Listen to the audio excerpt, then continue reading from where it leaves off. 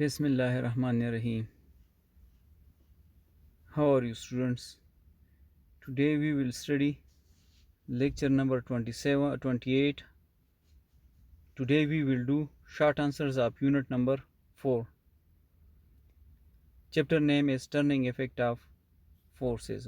Turning Effect of Forces. And after that we will discuss different topics of this chapter lightly. Now, first question is define the following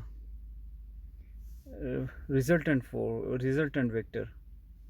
First we have to define resultant vector, then we have to define torque, then we have to define center of mass, and after that we will define center of gravity. Center of gravity.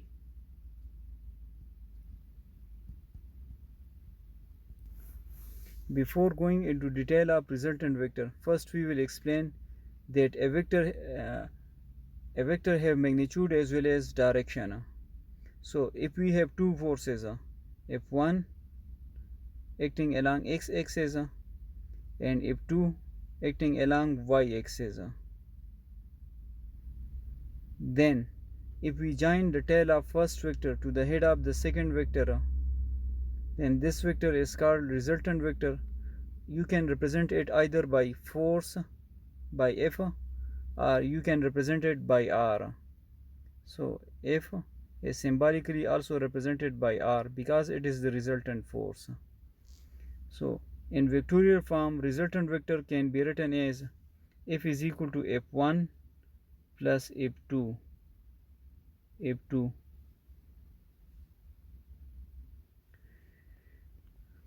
In magnitude form, it can be written as F is equal to F1 square plus F2 square root. So a vector which have the same effect as the combined effect of two vectors is called resultant vectors. A vector which have the same effect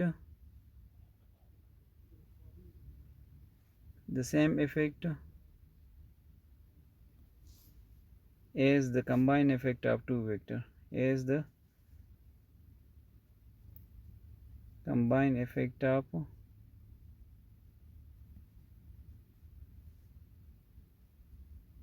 two vectors.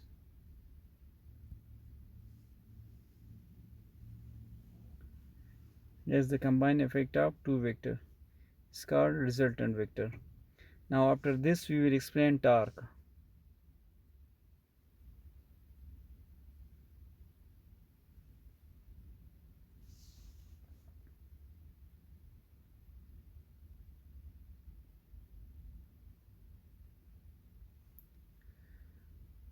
Torque is represented by ta, Latin word ta, and is equal to the cross product of momentum and force.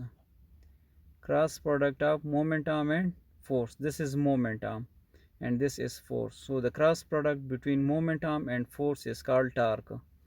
The unit of torque is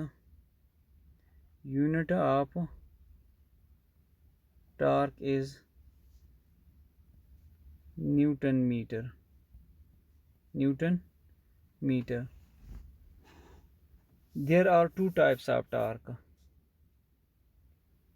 clockwise torque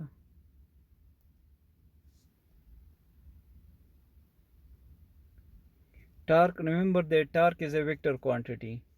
Clockwise torque, and second is anti-clockwise torque.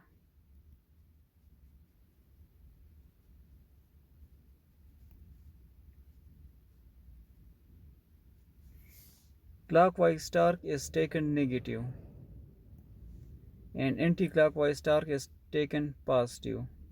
It is according to right hand rule. Sign convention is decided according to right hand rule. Right hand rule is curves the finger in the direction of rotation.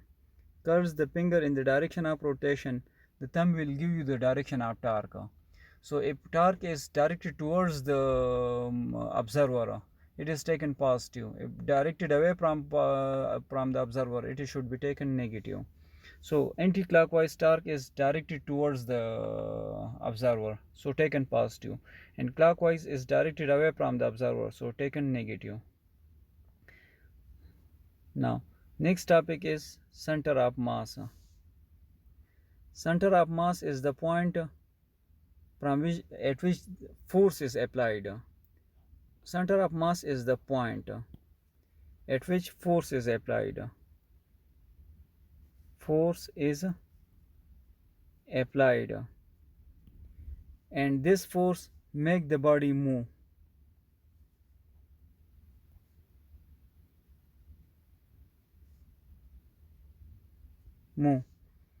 Without rotation.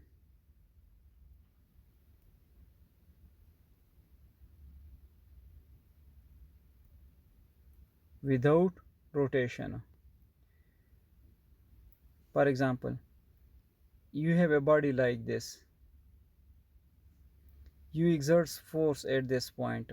If this body is pushed like this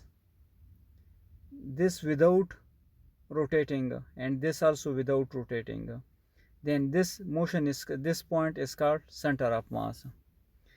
And next is, which is not written here, is center of gravity. Center of gravity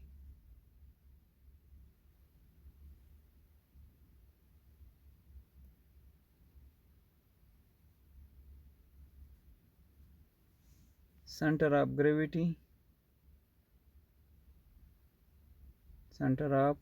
gravity is the point at which the body can be balanced. The point at which the body can be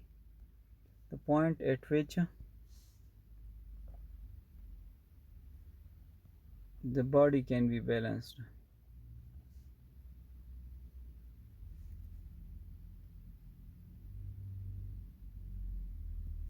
Or where the whole weight of the body appears to act.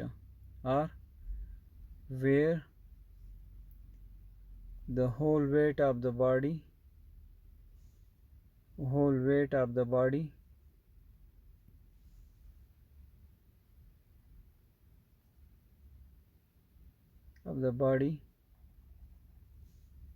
appears to act.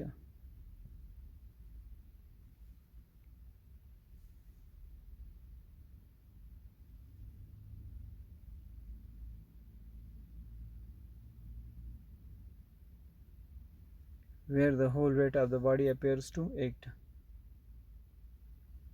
Next question is differentiate between the following: like and unlike parallel forces. Like and unlike parallel forces. Like parallel forces having different point of action. Having different point of action, but acting. This is point A. This is point B. This is point of action of force. This is F1. This is F2. So F1 have different point of action, and F2 have different point of action, and parallel line of action. Line of action are parallel. But acting in the same direction is called like parallel forces. If you take the same example, point A and point B, F1 is acting in the upward direction and F2 is acting in the downward direction, having acting in the opposite direction, different point of action and parallel line of action is called unlike parallel forces. Line of action, point of action are different. Line of action are parallel, but anti-parallel, acting in opposite direction, is called unlike parallel forces.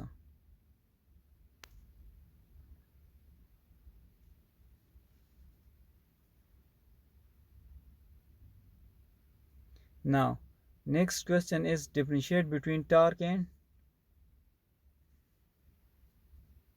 couple.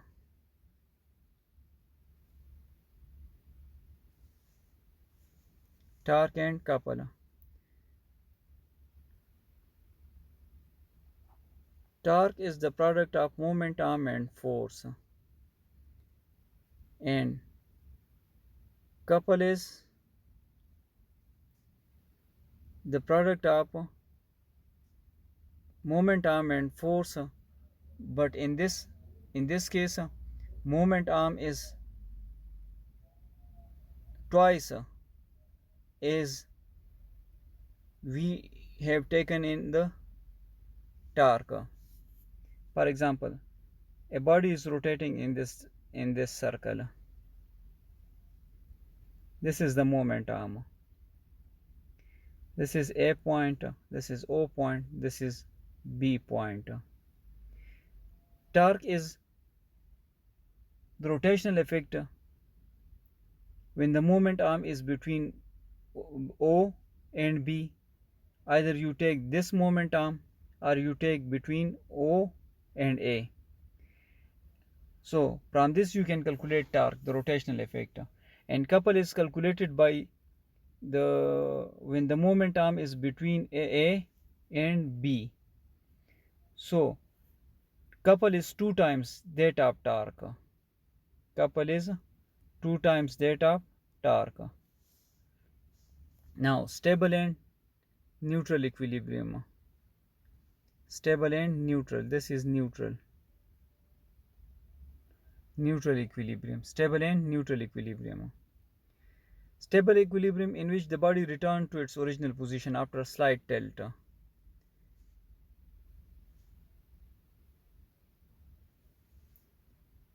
Slight tilt.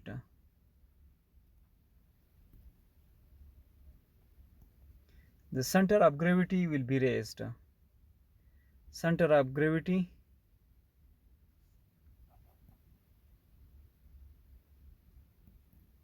will be raised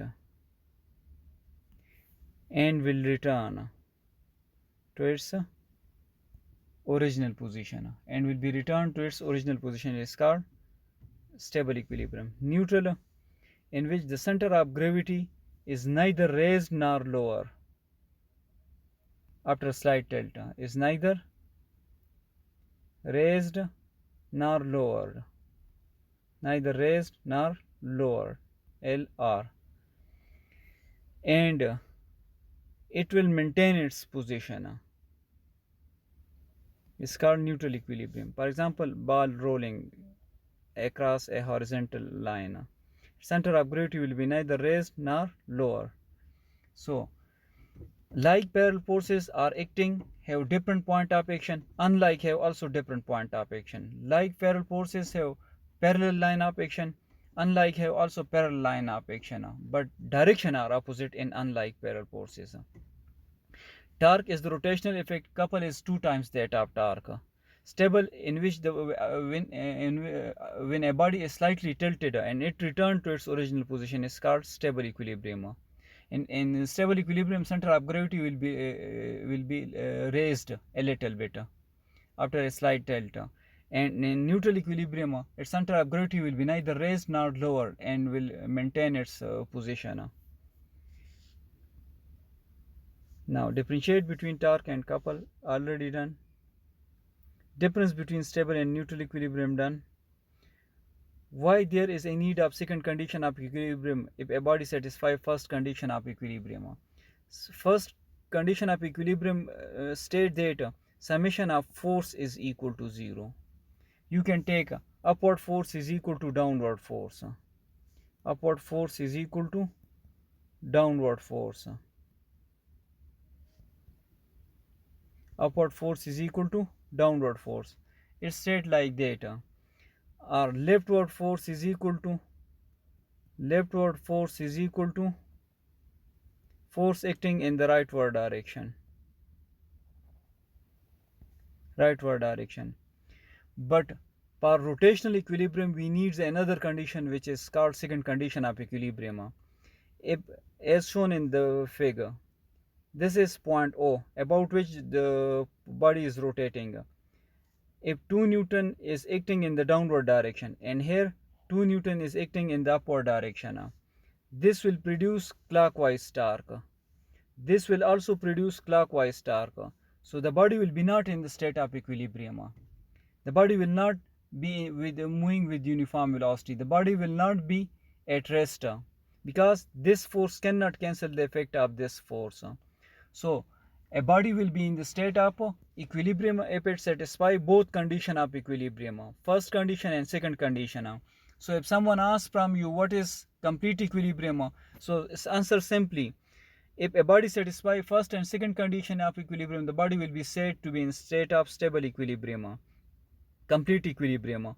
If in term of acceleration, if a body have linear acceleration is 0 and angular acceleration, which is represented by a symbol alpha, also equal to 0, then the body will be said to be in the state of complete equilibrium. If linear and angular both acceleration is equal to 0, a body is said to be in a stable equilibrium if both linear and angular acceleration of the body is equal to 0. Now, next question. Give an example of a moving body which is in equilibrium. When a paratrooper jumps from an aeroplane, paratrooper, when it is moving in the downward direction with terminal velocity, its acceleration will be equal to 0, because it is moving with uniform velocity. So a body moving with uniform velocity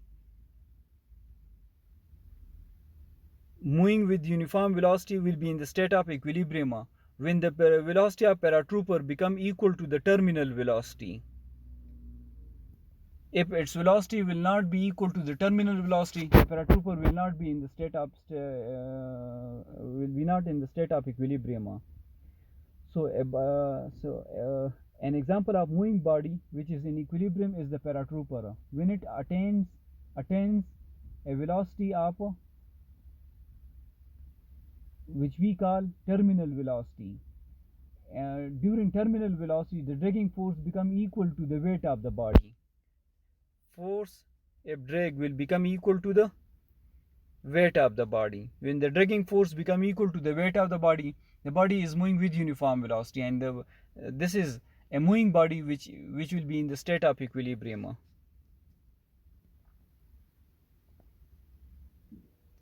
Now this is the last question, and this chapter is finished. Inshallah, in next lecture I will revise this chapter. If you have any query, ask in Zoom class or tell me, I will explain. This chapter is actually based on turning effect of forces, and we explained the turning effect of forces. So in this we studied the turning effect of forces: center of mass, center of gravity, the center of mass and stability. And we explained principle of moments is very important. Actually it comes in short answers.